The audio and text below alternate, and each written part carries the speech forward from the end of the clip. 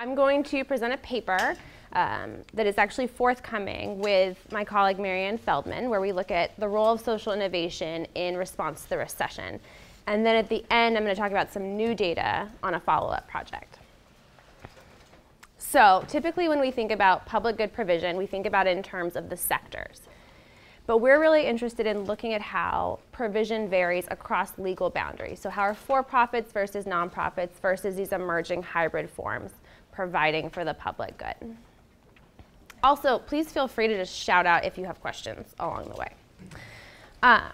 But there are some questions that maybe we have some blurring lines here, that these legal boundaries are not as stable as we once thought they were. For-profits are increasing their social engagement. Nonprofits are feeling this push to be more sustainable and stable, so they're increasing their earned income revenue streams. And many states are experimenting with incorporating these hybrid legal structures that I'll talk about in a few minutes. At the same time, we had the Great Recession hit in 2008, 2009, that put a lot more pressure on local communities in terms of needed social services. And a lot of organizations felt increased pressure to step up and meet those needs while facing their own economic constraints. So we saw social innovation as kind of an overlapping theme to these issues. How are organizations responding when they're hit with new need, and how are they adapting over time in terms of their legal structure? So what is social innovation? It's a great question. We don't really know. It's a term. This is the frequency with which social innovation, social enterprise, social entrepreneurship has shown up in academic publications over time. So you see this huge uptick around the time of the recession where everyone decides we should start caring about social innovation. But we lack a widespread definition as to what that actually means.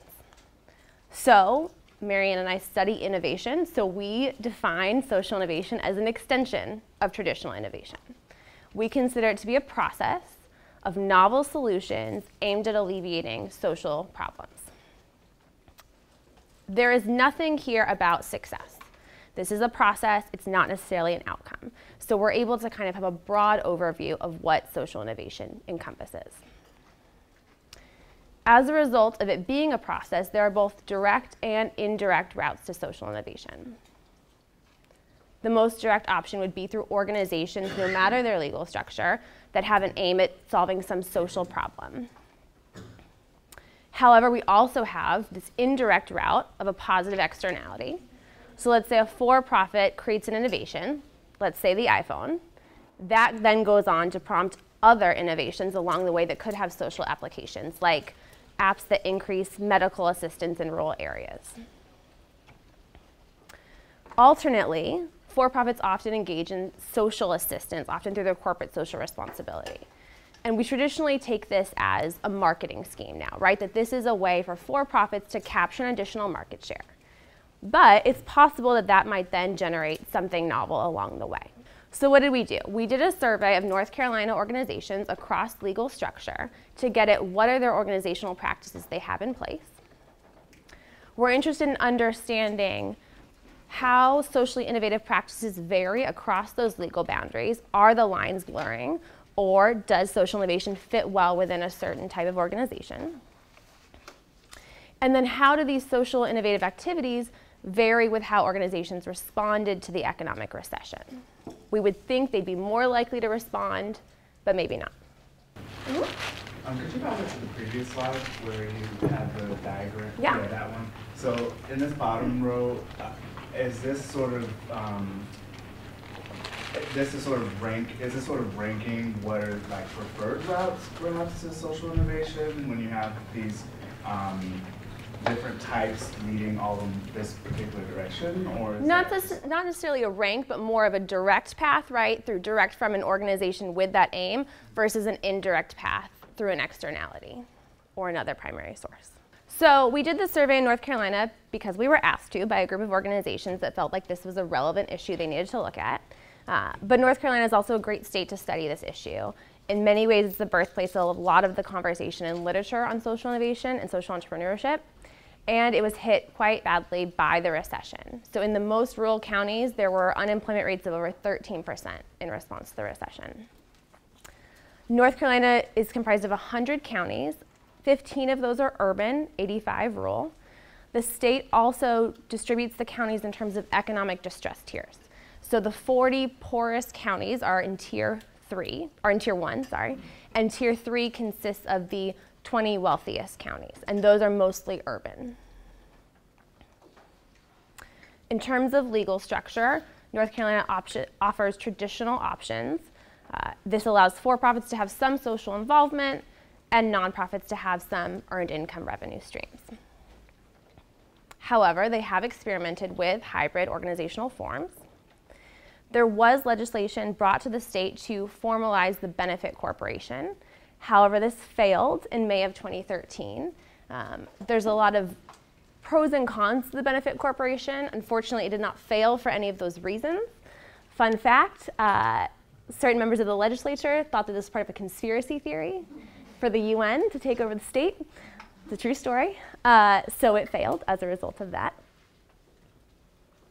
There's also the Low Profit Limited Liability Corporation, the L3C. This is an organization structure that hopes to allow for private foundations to invest in a for-profit organization. It was enacted in August of 2010 by the state. Some organizations were created as a result. However, it was repealed in June of 2013. It was repealed on a little bit more of a legitimate ground than a benefit corporation. The state said, we don't know what this is and we don't know how to enforce it. So we're going to get rid of it. As a result, L3C organizations that were already created could remain as such, but no new organizations could be created. So, in the face of the challenges of measuring innovation generally, the fact that we don't have a specific legal structure that captures socially innovative organizations, there's no common self-identifying term, and there's no agreed upon set of practices that we all say, yes, this is social innovation. We decided to take a broad approach, ask organizations about a series of practices they're involved in, and then map those organizations based on what they're actually doing to a classification scheme. We had a 25-question survey that took about 10 to 15 minutes. We asked some basic demographic questions about those organizations, where they're located, industry, age, how they responded to the recession, and then a series of questions about their environmental, community, and employee involvement. We distributed the survey in the winter of 2012 to 2013. The State Department of Commerce, Secretary of State do not collect email addresses when you register your organization, which makes doing an electronic survey very difficult. We relied on our friendship network to get a series of distribution lists. We had access to about 5,000 email addresses we sent the survey to, had 20% response rate, which we were pretty happy with, and then a 62% completion rate of those responses. Pretty happy with the distribution. So this is the comparison of the state population of establishments with employees compared to our survey sample of for-profits and nonprofits.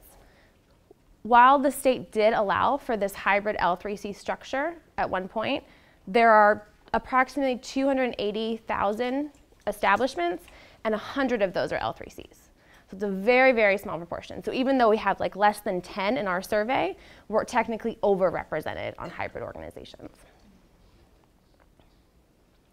In terms of urban and rural distribution, we are overrepresented on urban. This makes sense for a state like North Carolina, where 15% of the rural counties don't have high-speed internet access. This is a problem that goes along with all surveys that are internet-based. In terms of those economic distress tiers, we're actually overrepresented on the poorest and underrepresented on those middle-of-the-pack counties, which is a little surprising. So these are some descriptive statistics that differentiate the sample by nonprofit and hybrid, and then for-profit. They're pretty comparable over most characteristics, except in terms of community support. So nonprofits and hybrids were statistically significantly more likely to increase community support in response to the recession than for-profits. And they have about 1.5 more community-related practices in place compared to for-profits on average. So to tackle our first question, what are the types of organizations that are engaged in these more socially innovative practices? We first created a set of scales to kind of group these practices together. So we first group them just by topic. How concentrated are you in the environment, in the community, in employment? And then we broke these practices down across those topic areas to classify them as either basic, production-related, or investment practices. So basic practices include kind of typical employee benefits, typical environmental activities like recycling, paid time off, things that we expect most organizations to be engaged in. There's a high private benefit to these organizations, not necessarily expecting a lot of social change from engaging in these practices. Production-related activities include more advanced environmental practices, things like purchasing carbon offsets, tracking emissions, and then community production-related activities. Are you using local suppliers? Are you using suppliers that have better practices in place themselves? And then investment practices refer to those practices that we think are most likely to lead to social innovation. So those are going to be practices where you're investing in your community, either by financing community enterprise, you're investing in your employees, you're supporting their education and their job training. So things that will have some private benefit to the organization, of course, but maybe capture more of that greater social aim. We then modeled these scales by count as functions with Poisson negative binomial distributions of legal structure and other organizational characteristics. So these are the results of a set of the scales. We don't see a lot happening with basic scales, which is good, right? We think these are widespread. We don't then expect to find a lot of significant differences. In terms of legal structure, nonprofits compared to for-profits have a little less than one more investment practice in place on average. Hybrids, however, have approximately 4 more investment practices in place compared to for-profit organizations. So this is probably pretty good, right? We think that these hybrid organizations should be more socially involved. That's the point of being a hybrid. And it appears that those organizations are self-selecting into this legal structure appropriately. The attempt for this was to take a first stab at quantitative analysis in the field of social innovation. That so much of what we have to work with are case studies, which are great to an extent, but we get into this rut of these heroic stories, of these perfect examples with not a lot of external validity. So we wanted to take a step back and say, okay, how can we think more broadly? What do we think is actually going to work? What is actually happening out there? So it is a very, very broad brushstroke of social innovation. So the second question we looked at were how did these practices associate with how an organization responded to an economic recession? So we asked in the survey a series of questions. How did you respond? Did you increase your environmental support, your community support, your employee support? And then we had another series related to business activity. We use logistic regressions here to model the decision of increasing support for these social aspects as functions of the non-related scales. So we have an endogeneity concern, right? We don't want to model whether or not you decided to increase environmental support based on how many environmental practices you have in place now. So we omit those related scales. So what we see, we've got environmental outcome, community, and then employee. Legal structure, we only find a significant relationship with this community support. So for-profits are slightly less likely to be increasing community support than nonprofits and hybrids. And in terms of scales, we're finding a significance in community activity. Specifically, those production actions are positively associated with increasing environmental support.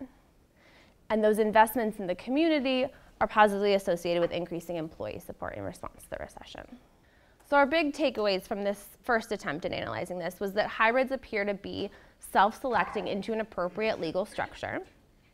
They do appear to have more socially engaged practices than for-profits and nonprofits. And organizations with more advanced community practices appear to have increased their social support in response to the recession at a higher rate. So the second step for this ongoing project was to conduct another round of the survey. So we did that in 2014, and we took this opportunity to do what you do with a survey, which is then to ask all the other questions that you discovered along the way that you want to know about. So we added subsets of questions for cooperatives, L3Cs, and nonprofits with earned incomes. We also changed the employment training questions to match the manufacturing survey in North Carolina so that we could link that back to the greater survey. And then we made some tweaks to the set of practices we asked about. In terms of distribution for this survey, we reused the panels from the 2012 survey. We also expanded it with the cooperative database, the B Corporation database, and the L3C database. North Carolina happens to have the highest concentration of craft breweries in the country, and they have a developing winery industry that's in competition with Virginia. So unfortunately, there's a lot of variety, right? So the L3C, when it was created, not a lot of information about what it was or what it could do. Only 100 registered in the state. Some of them made a mistake and later switched to an LLC. Some examples of people that did register were church preschools, so that earned income revenue of an existing nonprofit, a couple yoga and meditation studios that kind of identified as a public good provision, and then some for-profit organizations that had a really strong social arm, so like a catering business that had food donation as a really strong component of their business plan. On the B Corp, I thought you said that North Carolina doesn't allow them. It does not allow the benefit corporation formally, but B Corp as the organization, the B Lab, as that kind of self-monitoring program is active. There are about 25 B Corps in North Carolina. So we also added these county-specific email lists, which were the bane of my existence for a couple of weeks because I went through county by county, chambers of commerce, and government agency websites for lists of email addresses of their active organizations. This greatly increased the number of surveys we were able to send out, almost 10,000. However, many of those email addresses were not valid, and as a result, our response rate went down, slightly more number of raw responses, but not that much more than the first round. So in terms of our sample comparison between round 1 and round 2, we did succeed in oversampling those nonprofits and those hybrids to a greater amount, but we still have a fair representation of for-profits. We are still in very preliminary analysis with this data, so these are just some descriptive statistics. So these are the legal structure breakdowns: for-profit, hybrid, nonprofit. They compare pretty nicely in terms of average number of employees to our first sample. Business innovation, a little surprising to see a lower rate. For hybrids, we would expect these younger, smaller companies to be more willing to take risks. Surprising that we haven't found that yet. Other paid maternity leave, tuition assistance, financing community enterprise, really high for hybrids here. This could very easily just be a geographic difference. Community financing is a very popular topic for hybrids in North Carolina, so there's an organization called Self-Help that's taken off with national recognition. Other organizations kind of followed suit. So this is a very popular topic within the hybrid community in North Carolina. So that may not be a nationally represented trend. So the rows we have here are those legal distinctions: for-profit, hybrid, and nonprofit. And then our columns are self-identified terminology. Do you identify as a B corporation, as a hybrid, as a social enterprise? What we like here, 50% of those with a hybrid legal structure do identify as a hybrid. That's nice. And almost 60% identify as a social enterprise compared to only 11% of for-profits. This is where things get a little concerning. So our columns are those legal structures again: for-profit, hybrid, nonprofit, and then self-identifying in terms of B corporation and social enterprise. Our rows are this continuum that we ask them to place themselves on. Do you identify our organization as strictly for-profit or very traditional nonprofit, and kind of every step along the way? The good news, 50% of those with the hybrid legal structure place themselves nicely in the middle. They say, yes, we have a social mission, but we're also for-profit. Great. Little concerning, we've got some people, some nonprofits and hybrids that identify as strictly for-profit. And we have some for-profits that identify as nonprofits. I can't really explain that. So this is the other downside of survey data, right? That you are at the whim of how people interpret your questions, and if they make a mistake, you don't really get to know that. Also really concerning, 17% of respondents that identify as a B corporation say that they're strictly for-profit. That's a much higher rate than we would hope, right? This is a third-party evaluation system that validates you as, yes, you've got this great social mission, you're meeting all these steps along the way, but internally you identify as a for-profit company. A little concerning, maybe put some hesitation to whether that benefit corporation legal status is a good idea in the long run. Maybe this is just a new form of CSR, a new form of marketing for those organizations. So that's where we stand right now with that project. Hopefully we'll be able to make more progress on that to come. But what we're going to do with this data in the long run is look at failures in social projects. So we expect innovation to take risks. We see that with business failures in the survey. We also ask them questions about social failures in these attempts. The L3C legal structure, what happens to these organizations now that their legal structure is not supported in the state? And then looking at some of those industry and geographic differences and how for-profits and nonprofits compare within one industry. What would you think might drive some of the geographic differences that you see? So a lot of this hybrid network that you see is very popular in North Carolina. It's very popular in the urban community, especially in Durham. This has been a big hub. Greg Dees was at Duke, really led the conversation about social entrepreneurship. You had a lot of things like Bowl City Forward that really worked as an incubator for organizations. So it was a centralized hub. And they're now starting to work out to the rural communities, but you really do see a big concentration of social enterprise in that urban area.